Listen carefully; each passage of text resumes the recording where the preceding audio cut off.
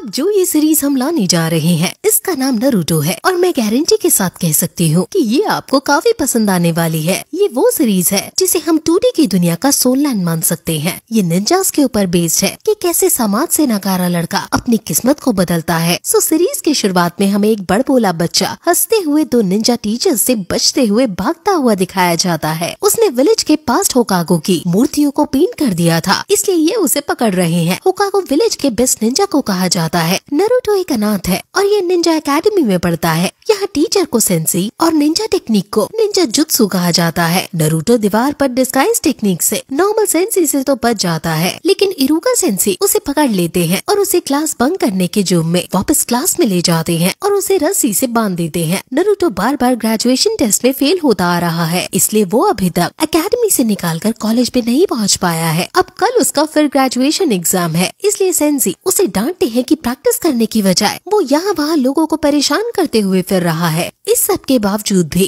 Naruto sensi की बात नहीं सुन रहा है और गुस्सा हुए सेंसी नारुतो की सजा सबको देते हैं और सबसे ट्रांसफॉर्मेशन जुत्सु यानी ट्रांसफॉर्मेशन टेक्निक परफॉर्म करने को कहते हैं। सकुरो नाम की लड़की और सासुके नाम का लड़का वहाँ आकर इरुका सेंसी के अंदर ही ट्रांसफॉर्म हो जाते हैं, यानी उनका भेष धारण कर लेते हैं और इरुका सेंसी इम्प्रेस हो जाते हैं। नारुतो की बारी आती है और वो एक सुंदर लड़की में ट्रांसफॉर्म हो जाता है और इरुका सेंसी के होश उड़ जाते हैं। उसने इसका नाम सेक्सी जुत्सु दिया है और इरुका सेंसी उस पर काफी चिल्लाते हैं और उसको सजा देने के लिए पूरी होके एक स्टैचू से साफ कराने लगते हैं और कहते हैं कि जब तक तुम सफाई नहीं कर लोगे तब तक तुम घर नहीं जा पाओगे। लेकिन घर पर उसका वेट करने को कोई वैसे भी नहीं है, इसलिए वो उदास हो जाता है। इरुका सेंसी को भी थोड़ा बुरा लगता है और वो उसे उसके फेवरेट नूडल्स जिसको रेमन कहा जाता है वहाँ पर ले जाने के लिए राजी हो जाते हैं। नारुतो फिर से एक्साइटेड हो जाता है और जल्दी जल्दी सफाई करने लगता है। अब शाम को वो दोनों रेमन खाने लगते हैं और नारुतो की बातों से हमें पता चलता है कि काफी साल पहले यहाँ जब फॉक्स डेमन ने हमला किया था तो 4th होकागो ने डेमन फॉक्स को हराकर विलेज की रक्षा की थी। होकागे की बहुत रिस्पेक्ट होती है और इसलिए नारुतो होकागे बनना चाहता है ताकि जो लोग अब उसे कुछ नहीं समझते हमेशा उसकी बेइज्जती करते हैं, हमेशा उसे डिसरिस्पेक्ट करते हैं, वो होकागो बन जाने के बाद नारुतो की रिस्पेक्ट करेंगे। नारुतो जल्दी से निंजा बनना चाहता है ताकि सब उसकी रिस्पेक्ट करे। वो इरुका सेंसी से उनका हेडबैंड भी मांगता है क्योंकि वो निंजा फील लेना चाहता है। इरुका सेंसी स्माइल करके उसे अपना निंजा हेडबैंड दे देते हैं जिससे नारुतो काफी खुश हो जाता है। अब अगले दिन ग्रेजुएशन टेस्ट होता है जिसमें सभी बच्चों को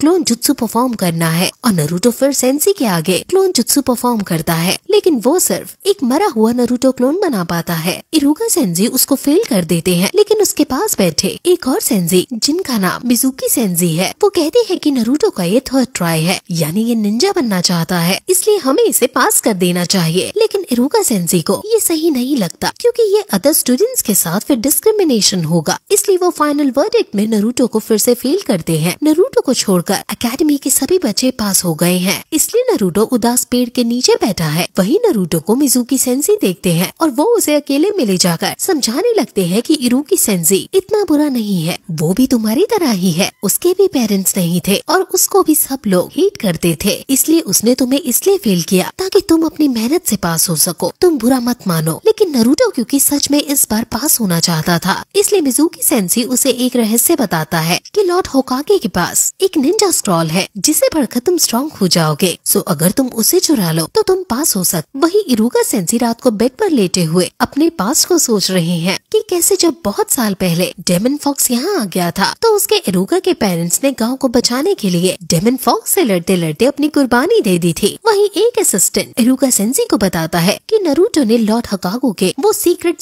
स्क्रॉल जिसका नाम स्क्रॉल ऑफ सीलिंग है वो चुरा लिया है। वही नारुतो उस स्क्रॉल को छोड़कर पेड़ के नीचे बैठकर अब उसके फिर से जुत्सु जिसका नाम मल्टी शैडो क्लोन जुत्सु है उसको सीख रहा है। सभी सेंसी नारुतो को पकड़ने के लिए तैयार हैं और वो लॉर्ड होकागो के आगे आकर नारुतो को इस क्राइम के लिए उसको सजा देने को कहते हैं। वो सीक्रेट स्क्रॉल फर्स्ट होकागो ने बनाया था और अगर वो गलत हाथों में चला गया तो काफी दिक्कत हो जाएगी। सभी सेंसी अब नारुतो को ढूंढने लगते हैं, लेकिन असल में इविल मिजुकी सेंसी ने नारुतो को ट्रिक किया था। इरुका सेंसी सबसे पहले नारुतो को ढूंढ लेते हैं और उन्हें नारुतो की बात से पता चल जाता है कि मिजुकी सेंसी ने नारुतो को प्रोवोक किया है। अब तभी वहाँ मिजुकी आकर इरुका पर हमला कर देता है और नारुतो सब समझ जाता है कि वो इस स्क्रॉल को लेकर भागने ही वाला होता है कि तभी मिजुकी सेंसी नारुतो को उसके पेरेंट्स के बारे में बता देते हैं, जिससे नारुतो के कदम रुक जाते हैं। असल में वो 9 टेल डेमन फॉक्स नरूटो के अंदर है, यानी तुम हो वो डेमन फॉक्स। अब समझ आया कि क्यों तुमसे लोग हेट करते हैं, क्योंकि तुमको वो अपना नेचुरल दुश्मन मानते हैं, क्यों तुमसे वो इरिटेट हो जाते हैं। लेकिन नेरुका अभी भी नरूटो से हेट नहीं करता है, क्योंकि इसमें नरूटो की कोई गलती नहीं कि डेमन फॉक्स ने इनफैक्ट नरूटो की बॉडी को ओवरटेक कर दिया था। मिजुकी सेंसेई निंजा स्टार से हमला करता है और लेकिन तभी इरुका सेंसेई नरूटो के आगे आकर उसे बचा लेता है। और फिर यहाँ से हमें पता चलता है कि इरुका का भी बचपन उसके माँ बाप के गुजर जाने के बाद बहुत बुरा बीता, इसलिए वो नरूटो को अपना मानता है। नरूटो फिर तुरंत स्क्रॉल को बचाने के लिए वहाँ से भागने लगता है और मिजुकी सेंसेई नरूटो को पकड़ने लगता है। वही लॉर्ड होकागे अपनी मैजिकल बॉल में ये सब देख रहा है और नरूटो के लिए चिंता कर रहा है, क्योंकि अगर नरूटो को गुस्सा आ गया और उसकी सील टूट गई तो डेमन फॉक्स फिर से बाहर आ सकता है। अब नरूटो के पास इरुका आता है और उससे स्क्रॉल मांगता है, लेकिन नरूटो इरुका पर ही हमला कर देता है और फिर इरुका फिर से मिजुकी में ट्रांसफॉर्म हो जाता है। असल में मिजुकी ने अभी अभी इरुका सेंसेई का भेस बना लिया है। नरूटो ये इसलिए पहचान पाया क्योंकि वो खुद नरूटो नहीं बल्कि इरुका सेंसेई है, और वो भी वापस इरुका में रिट्रांसफॉर्म हो जाता है और वो वापस नरूटो में ट्रांसफॉर्म हो जाता है। नरूटो पेड़ के पीछे छुपा हुआ है और इनकी बातें सुन रहा है। मिजुकी कहता है कि उसने तुम्हारी पूरी फैमिली को मार डाला, लेकिन फिर भी तुम उसे बचा रहे हो। आखिर नरूटो मेरी तरह ही तो है। मैं और नरूटो दोनों ही पावर गेन करने के लिए स्क्रॉल पाना चाहते हैं, तो वो भी तो बीस्ट हुआ। इरुका उसकी बात से सहमत हो जाता है। ये सुनकर नरूटो दुखी महसूस करने लगता है कि इरुका सेंसेई को भी मेरे ऊपर भरोसा नहीं कि मैं इविल बीस्ट नहीं हूँ, उनकी मेन बीस्ट लगता हूँ। लेकिन तभी इरुका बोलता है कि लेकिन नरूटो बीस्ट नहीं है। नरूटो हार्ड वर्क में बिलीव करता है और जो भी काम करता है उसमें अपना पूरा दिल लगाता है। अब ये कहानी का वो पॉइंट है जिसने नरूटो को आगे चलकर इविल बनने से रोक दिया। अब मिजुकी इरुका को मारने के लिए आगे आता है और वो उसे मारने ही वाला होता है कि तभी Naruto multi shadow clone jutsu का यूज करके बहुत सारे क्लोन क्रिएट कर देता है। इरुका नरूटो की क्लोन जुत्सु देखकर हैरान हो जाता है और वो सारे क्लोन्स मिजुकी सेंसेई को काफी पीट डालते हैं।